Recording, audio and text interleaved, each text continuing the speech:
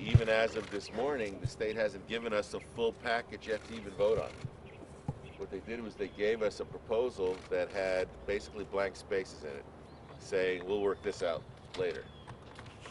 And I can't go to the board and say vote on this piece of paper that has all these blank spaces in it. No, I gotta have a full proposal to vote on. So we shared stuff back with them, and they said, well, we'll talk about this later, and we'll fill this in later, and maybe we can do this. So give us something concrete.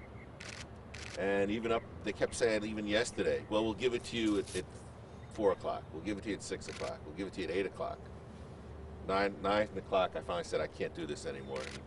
So we canceled the meeting, and we'll reschedule it.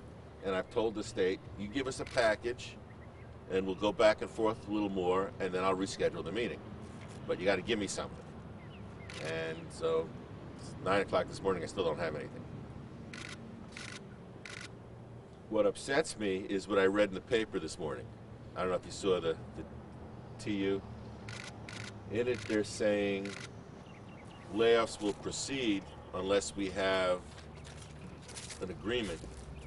Now it says a ratified agreement in the paper by the 19th.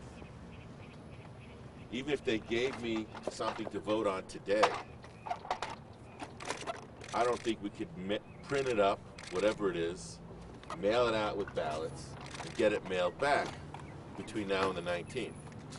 So we would still need a few days extra while the vote is in process to get it done. If the governor can't even agree to give us a few more days to get votes mailed back in, then in my mind, he's just walking away from the negotiating table. And that's the message I really want people to have here, is that we need time to just physically get ballots out and get them back if the governor's serious about any kind of deal at all. And I'll be trying to reach to him today to let him know that. Because to just say, have it all done in an impossible time frame, maybe he's not serious about even doing negotiating, and this whole thing has just been make-believe on his part. But it's not make-believe on our part. We got 3,500 families that are going to be devastated. And we're not even, people think in the papers and in the press, sometimes it's the new person. They just got hired last year, 2 years ago, and they'll bounce back. They don't have families. We got people with 20, 25, even 30 years who are being laid off. They're in their early 50s, they can't retire, they're afraid they won't find another job, their career might be over. We got people who are afraid of losing their homes. We've got people who've lost homes to Irene that are getting layoff notices. Imagine how devastating that is. I can't believe the state would do that to its own people. And then claim that they're trying to bring jobs into the state and they're trying to do economic development when they're just killing people with every action they take. So we'll be talking to the state today, and we're going to try and do what we can do, but we needed somebody on the other side of the table who's working with us. What's a realistic timeline? I mean, the governor's talking 8 days, which I think everybody agrees is not realistic. What is realistic? Well, you think about the mail. Even if it was done today, which it's not, you need at least 5 days to mail something out. You need 5 days for them to mail it back. You should give them a couple of days to at least read it, right? So I would need 2 weeks from today. And if they're not going to get something to us until tomorrow, the next day, I don't know, then 2 weeks after that would be okay. But can't be done by the 19th. Who's negotiating on behalf of the governor?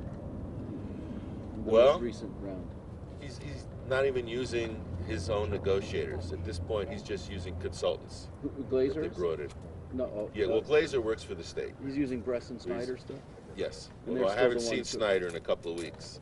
Bress is the only one that's talking to us at this point. You think he's still involved? I have no idea. I haven't even heard his name mentioned in a couple of weeks. What's the mood like in these negotiations? Are you optimistic? Is it moving along? Is it just slow going? What's the mood? Well, it was. We made some movement towards them. They made some movement towards us. I mean, baby steps, but at least we were getting closer. But they've been dragging their feet. We'd give them a proposal, and it'd be a long time before they get back to us. Even when they said we'd get back to you in a couple hours would turn into 5 or 6 hours. We knew we didn't have time. We told them when a board meeting was going to be. We told them we needed something by this past Friday to have time to do what we needed to do for a board meeting. You can't hand somebody something an hour before having 120 people meet in a room to discuss and vote on something. You got to give somebody some lead time, and we just don't have any, which is why we had to cancel the meeting. What were some of the blank spaces? What did they entail? I don't want to go into the details of that. I don't like negotiating publicly, but they were significant, and I need pretty much every word in the document if we're going to vote on it. But to have whole sections left blank, it's impossible. Is there one thing that's the big sticking point, the health, the layoff protections, anything like that that you can point to? We've been saying all along we need layoff protections. What had been proposed by the state left too much room for manipulation. And with the way things have been, people don't trust that the state's going to do what it says it's going to do. It needs to be clearly stated. So if you're going to say, well, we won't lay you off except or but, well, what does that really mean? And make it clear. No, we won't lay you off if this is what the deal is.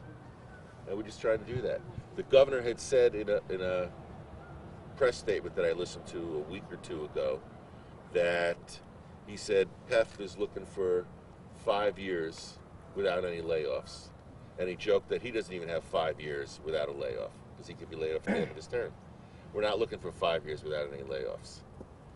But he's asking for several years without raises. So several years without being laid off, I think, is fair. You have a lot of the members of the media here, and you said, you're upset with, not upset, but you're frustrated with the media reports. What's one thing that you want to clarify to everybody that needs to be out there? The work that our members do is so vital to the state right now, and we've been cut to the bone over the years.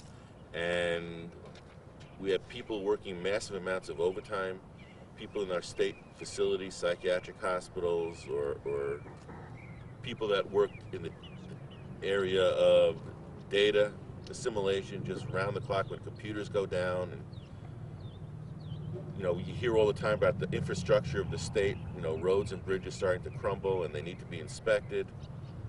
Every few years another bridge falls down. This is the work that we do. And to say these people need to be cut back even more, or we're just going to have to eliminate their positions, it's going to harm services to the state. I mean, we're not even asking for extra. We know the state's having some problems, but don't just take stuff out of our pockets and then not even promise us that we'll have some job security after you've done that. That's just not fair.